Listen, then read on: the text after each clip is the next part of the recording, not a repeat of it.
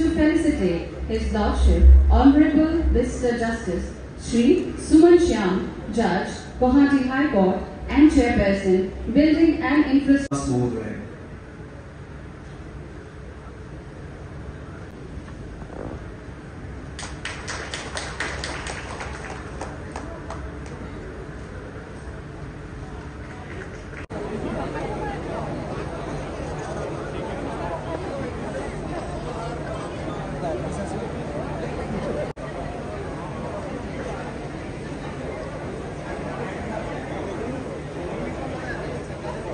জনাইছো যে শিৱসাগৰত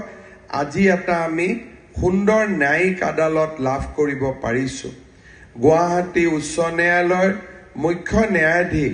সন্মানীয় ন্যায়মূৰ্তি শ্ৰী বিজয় বিষ্ণয় ডাঙৰীয়াৰ সুন্দৰ নেতৃত্বৰ বাবে আজি আমি এই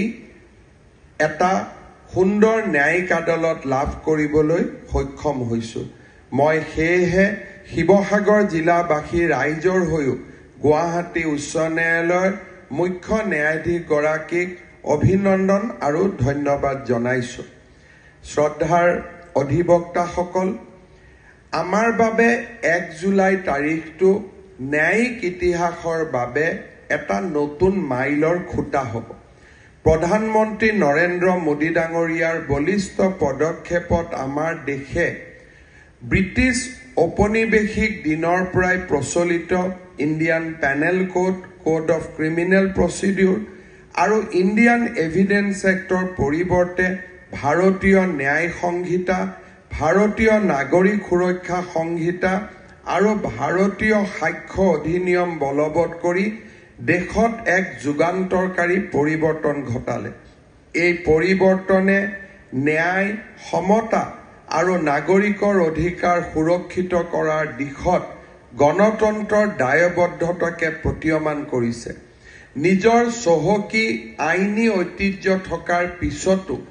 আমাৰ দেশৰ ফৌজদাৰী দণ্ডবাধী ব্যৱস্থাটো ইমান দিনে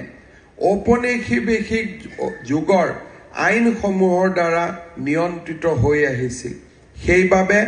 ভাৰতীয় সংসদে গ্ৰহণ কৰা 3খন গুৰুত্বপূৰ্ণ ফৌজদাৰী আইন প্ৰণয়ন কৰাটো এক যুগান্তকাৰী ঘটনা প্ৰধানমন্ত্ৰী ডাঙৰীয়াৰ ইজ অফ জাষ্টিস দৰ্শনৰ সৈতে সংগতি ৰাখি কেন্দ্ৰীয় চৰকাৰে এই নতুন ন্যায় সংহিতা গ্ৰহণ কৰিছে প্ৰধানমন্ত্ৰী ডাঙৰীয়াই এই নতুন ফৌজদাৰী আইনসমূহে citizen first dignity first and justice first অথবা নাগৰিক প্ৰথম মৰ্যাদা প্ৰথম আৰু ন্যায় প্ৰথম নীতিৰ ওপৰত গুৰুত্ব আৰোপ কৰাৰ ওপৰত গুৰুত্ব আৰোপ কৰিছে এই নতুন আইনী পৰিকাঠামোৰ অধীনত এতিয়া আৰক্ষীয়ে লাঠিৰ পৰিৱৰ্তে ডাটা অৰ্থাৎ লাঠিৰ পৰিৱৰ্তে তথ্যৰ ওপৰত নিৰ্ভৰ কৰি কাম কৰাৰ প্ৰয়োজনীয়তাও প্ৰধানমন্ত্ৰী ডাঙৰীয়াই দোহাৰিছে প্ৰধানমন্ত্ৰী ডাঙৰীয়াই ইজ অফ জাষ্টিসৰ ওপৰত সৰ্বাধিক গুৰুত্ব দি ease of living ease of doing business and ease of travel and কমিউনিকেশ্যনৰ প্ৰতিও চৰকাৰৰ দায়বদ্ধতাক সজোৰে ঘোষণা কৰিছে এই নতুন সংহিতাৰ অধীনত প্ৰযুক্তিয়ে আগস্থান লাভ কৰিব প্ৰযুক্তিৰ প্ৰয়োগেৰে গোচৰৰ অত্যাধিক বোজাৰ পৰা ন্যায় ব্যৱস্থাটো মুক্ত হৈ উঠিলে আমাৰ ন্যায় ব্যৱস্থাৰ বাবে এক নতুন যুগৰ আৰম্ভণি হ'ব মই বিশ্বাস কৰোঁ যে আমাৰ অধিবক্তাসমূহে নতুন ন্যায় সংহিতা কেইখন সুন্দৰভাৱে অধ্যয়ন কৰি নতুন ন্যায় সংহিতাৰ দৰ্শনৰ লগত জাষ্টিস ডেলিভাৰী সিস্টেমটোক শক্তিশালী কৰাৰ বাবে প্ৰচেষ্টা হাতত ল'ব ইয়াৰ লগতে অসম আৰক্ষীকো নতুন ন্যায় সংহিতাৰ সৈতে অপৰাধ তদন্তৰ দিশত আগবাঢ়িবৰ বাবে আমি যথেষ্ট ব্যৱস্থা হাতত লৈছোঁ আৰু আমি আৰক্ষীক প্ৰশিক্ষণ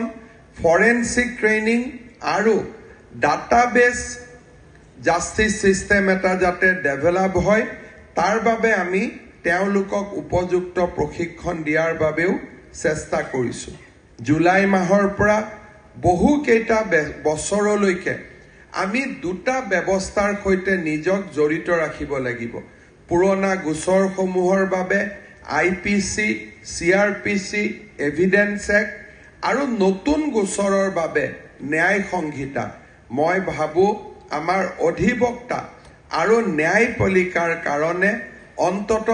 next 5 years will be a very very challenging period কাৰণ আমি দুটা সিস্টেমৰ লগত কোএক্সিষ্ট কৰি আমি আগবাঢ়ি যাব লাগিব আৰু সেই সময়ত মই ভাবো যে আমাৰ বাবে ডিব্ৰুগড় জিলাৰ যিটো জিলা ন্যায়ালয় ই এটা আটকধুনীয়া ভৱনলৈ ৰূপান্তৰ হ'ল গুৱাহাটী উচ্চ ন্যায়ালয়ৰ মুখ্য ন্যায়াধীশ ডাঙৰীয়াৰ সৈতে এই নতুন ভৱনটো উদ্বোধন কৰাৰ মোৰ সৌভাগ্য হ'ল এই নতুন ভৱনটিয়ে আমাৰ আদালতলৈ অহা ন্যায় বিচাৰি অহা লোকসকলক সুবিধা দিব বুলি মই বিশ্বাস কৰোঁ আৰু অধিবক্তা আৰু ন্যায়াধীশসকলকো এটা সুন্দৰ মন লৈ কাম কৰাৰ বাবে প্ৰেৰণা যোগাব বুলি মই বিশ্বাস কৰোঁ মই আমাৰ শিৱসাগৰ জিলাৰ ৰাইজক আজি এই সুন্দৰ ন্যায়িক ভৱনটোৰ বাবে অভিনন্দন জনাইছোঁ লোকসভা নিৰ্বাচনৰ পিছত আপুনি যেটো প্ৰথমবাৰৰ কাৰণে আহিছে আৰু